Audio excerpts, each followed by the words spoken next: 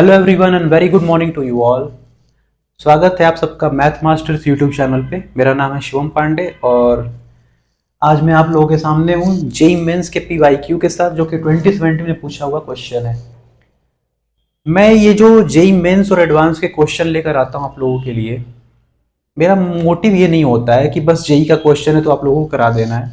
मेरा मोटिव होता है कि मैं आपको कुछ सिखा पाऊँ, कुछ बता पाऊँ क्वेश्चन के हेल्प से, नए नए कॉन्सेप्ट सिखा पाऊँ। और ये क्वेश्चंस जो मैं लेकर आता हूँ, जो मैं कॉन्सेप्ट्स की बात करता हूँ, जो सिखाता हूँ, ये बस क्वेश्चंस उन बच्चों के लिए नहीं है जो बस जेई की तैयारी कर रहे हैं। जो बच्चे 11th-12th बोर्ड्स के लिए पढ़ रहे हैं वो भी आ सकते हैं और कुछ सीख सकते हैं, नए नए कॉन्सेप्ट सीख सकते हैं, कुछ पढ़ सकते हैं। तो मेरा मोटिव ही है कि मैं आपके लिए मैथ्स को थोड़ा सा आसान बना पाऊँ। तो स्टार्ट करते हैं। क्वेश्चन को करना है, पहले आप लोग सॉल्व करो इस क्वेश्चन को, मैं साइड हटता हूँ, उसके बाद फिर डिस्कस करेंगे हम लोग। So let's start solving the question. Question को आप लोग एक बार पढ़ लो, फिर उसके बाद हम लोग डिस्कस करते हैं। तो आप होप आपने पॉज करके ट्राई किया होगा। तो मैं एक्सप्लेन करना स्टार्ट करता हूँ क्वेश्चन को। क्वेश्चन में क्या बोल रहा है, एकदम अच्छे से तोड़ेंगे क्वेश्चन को, एक एक चीज, छोटी छोटी चीजों को समझेंगे, सीखेंगे।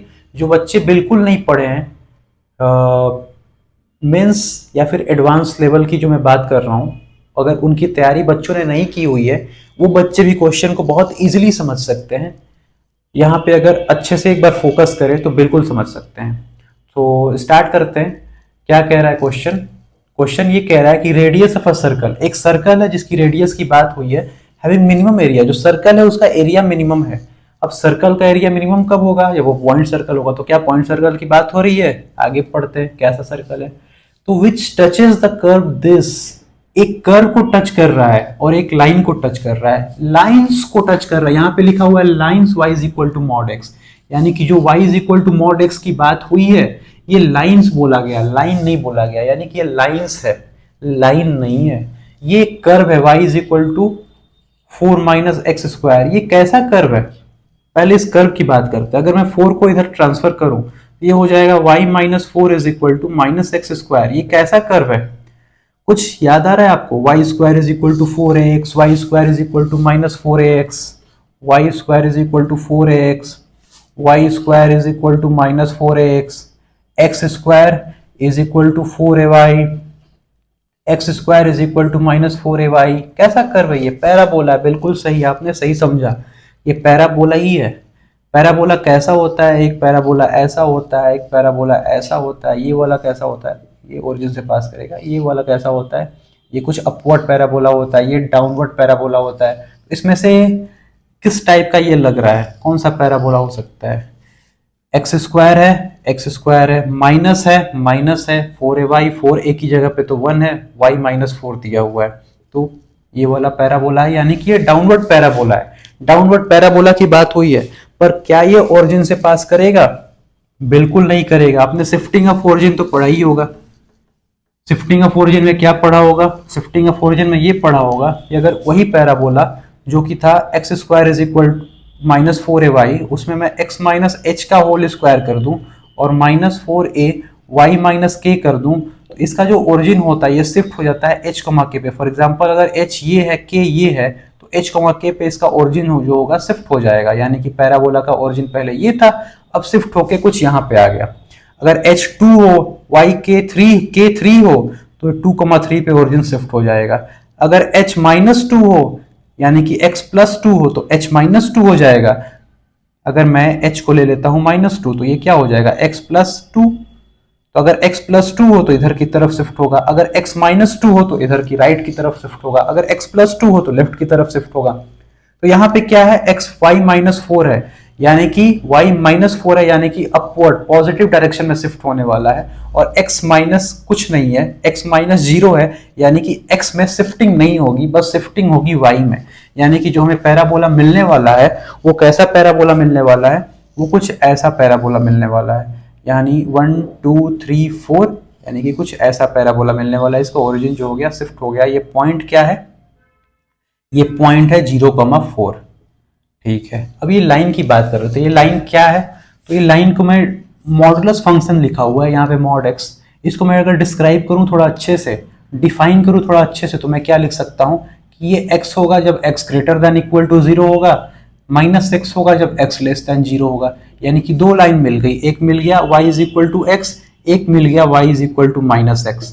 इसीलिए यहाँ पे लिखा हुआ है लाइंस, दो लाइन की बात हो रही है, y is equal to x और y is equal to minus x। अगर मैं इसको भी यहीं पे बनाऊं, क्योंकि मुझे सर्कल बनाना है जो इन तीनों को टच करे, तो अगर मैं इसको भी ड्रॉ करूं, इसका ग्राफ इस लाइन का, तो y is equal to x, x greater than equal to 0 होने पे यानी कि कुछ ऐसा मिलने वाला है, y is equal to mod x, कुछ ऐसा मिलने वाला है। यानी कि ये मिल गया लाइन, ये मिल गया पैराबोला। ओके, अच्छी बात है। तो अब जो सर्कल है वो इन तीनों को टच करने वाला है, इस पैराबोला को भी और इन दोनों लाइन को भी। वो सर्कल का एरिया मिनिमम होना चाहिए। टच तो बहुत तरीकों से कर सकता है। क्या मैं सर्कल इधर बना सकता हूँ? नहीं बना पाऊंगा क्योंकि इसको टच नहीं करेगा। इधर बना सकता हूँ? नहीं बना पाऊंगा क्योंकि इसको टच नहीं करेगा। कहाँ बना सकता हूँ? इधर ऊपर बना सकता हूँ, ऐसे कुछ ऐसा, ऐसा बिल्कुल बना सकता हूँ, तीनों को टच करेगा। क्या पर क्या एरिया मिनिमम होगा उसका? क्वेश्चन ये है। नहीं होगा। एरिया कब मिनिमम होगा? जब मैं सर्कल को यहां बनाता हूं, तब इसका एरिया मिनिमम होगा। यानी कि जो हमारा सर्कल होगा कुछ ऐसा बनेगा। जो सर्कल होगा ये सिमेट्रिकल होगा वाई एक्सिस के अबाउट। क्यों? क्योंकि लाइंस जो है ये भी सिमेट्रिकल है वाई एक्सिस के अबाउट, पैराबोला भी सिमेट्रिकल है और इन तीनों को टच कर रहा है। यानी कि जो सर्कल होगा ये भी सिमेट्रिकल होगा अबाउट वाई एक्सिस। यानी कि जो सर्कल का जो सेंटर होगा वो वाई एक्सिस पे लाई करने वाला है कहीं पे, यहाँ पे। और वाई एक्सिस जो होगा इसका डायमीटर होगा। फॉर एग्जांपल मान लेते हैं इसका सेंटर यहाँ पे लाई करेगा और मैं सर्कल का जो रेडियस है उसको मैं r मान लेता हूँ। तो ये डिस्टेंस कितना हो गया? ये डिस्टेंस हो गया r। ये पूरा डिस्टेंस कितना है? ये पूरा डिस्टेंस है 4। तो ये डिस्टेंस कितना हो जाएगा? ये हो जाएगा 4 माइनस r। तो ये पॉइंट क्या हो गया? 0,4 माइनस r। जो सेंटर हो गया वो हो गया 0,4 माइनस r। ये लाइन कौन सी है? ये लाइन है y is equal to x, या फिर x minus y is equal to 0 भी बोल सकते हैं। ये लाइन है y is equal to minus x, या फिर x plus y is equal to 0 भी बोल सकते हैं। यहां से इसका डिस्टेंस r रेडियस है, यहां से इसका डिस्टेंस, ये टेंजेंट है लाइन तो परपेंडिकुलर होगा रेडियस, यानी कि डिस्टेंस क्या होगा? r हो जाएगा यहां से सेंटर से। तो अब मुझे रेडियस निकालना है। तो रेडियस कैसे निकाल सकते हैं? तो देखते हैं आगे रेडियस को हम लोग कैसे फाइंड कर सकते हैं। रेडियस फाइंड करना है हमें सर्कल का जिसका एरिया मिनिमम है। तो ये जो मैं क्या करता हूं, हमने पढ़ा होगा स्ट्रेट लाइन के कॉन्सेप्ट में कि किसी भी पॉइंट से किसी भी लाइन का जो डिस्टेंस होता है वो कैसे लिखते हैं। तो ये पॉइंट क्या दिया हुआ है? ये पॉइंट है 0,4 माइनस r। मैं वही लिखने वाला हूँ और इन दोनों में से मैं कोई भी एक लाइन ले सकता हूँ। तो मैं ये वाला लाइन ले लेता हूँ, for example x minus y is equal to 0, और यहाँ से मैं डिस्टेंस लिखने वाला हूँ। तो मैं डिस्टेंस कैसे लिखूंगा? मैं डिस्टेंस लिखूंगा यहाँ से 0 x1 plus y1 plus c upon under root, ऐसे होता है ना। तो यहाँ से मैं लिखूंगा तो आ जाएगा 0 माइनस 4 माइनस r।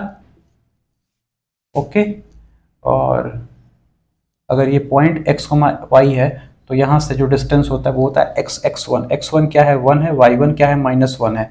तो 0 minus 4 minus times 4 minus r आ जाएगा अपॉन अंडर रूट में इसके कोफिशिएंट का स्क्वायर और इसके कोफिशिएंट का स्क्वायर का एडिशन, और वो अंडर रूट में होता है तो ये आ जाएगा अंडर रूट 2। और ये डिस्टेंस की बात हो रही है तो मैं मॉडुलस लूंगा, और ये किसके इक्वल है? ये रेडियस के इक्वल है, r के इक्वल है। ओके, अच्छी बात है। अब ये मॉडुलस हटाऊंगा तो ये हो जाएगा प्लस माइनस r, और ये आ जाएगा 4 minus r upon root 2। Root 2 इधर मैंने भेज दिया, ये हो गया r रूट 2। तो 4 माइनस r की दो वैल्यू आ जाएगी, एक आ जाएगी पॉजिटिव साइन के साथ r रूट 2, एक बार 4 minus r is equal to minus r root 2। Okay, r को मैं उधर भेजूँ तो ये हो जाएगा 4 is equal to r plus r root 2, r common root 2 plus 1, और इधर से क्या आ जाएगा? 4 is equal to r common लूँ आ जाएगा 1 माइनस रूट 2। ठीक है, तो यहाँ से r की वैल्यू क्या आएगी? 4 अपॉन रूट 2 प्लस 1, और यहाँ से r की वैल्यू क्या आएगी?